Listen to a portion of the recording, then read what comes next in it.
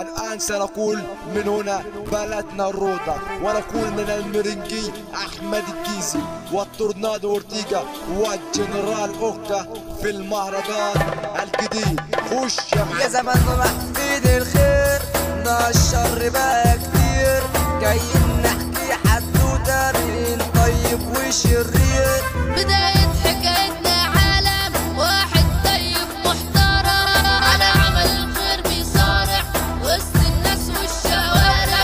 لو شاف واحد مظلوم يقف جنبه ويدافع، بيصلي فرض الفار طيب وزي الورد، والاخلاق دايما فيه خايف دايما على العار، والناس دايما بتحبه والكل واقف جنبه.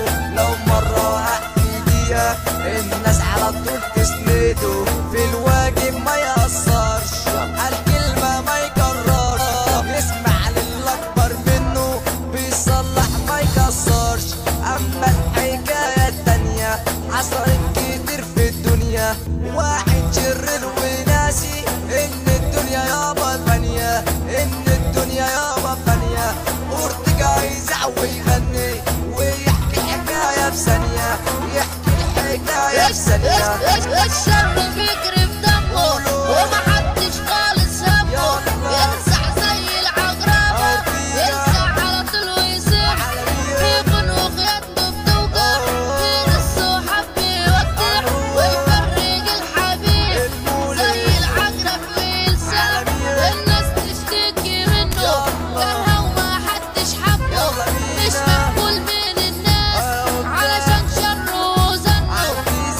على أوكا أورتيجا الديزل الشان مصطفى أرموطي، محمود أرموطي، محمود مصطفى، طه الزعيم، نوح العالمي،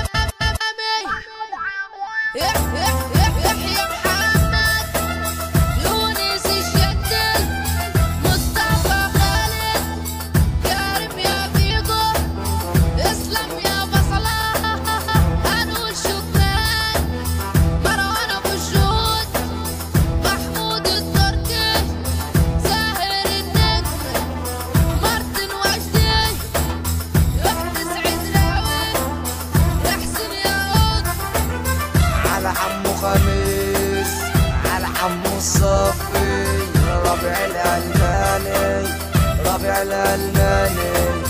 هنقول اسكندرية عاسكندرية.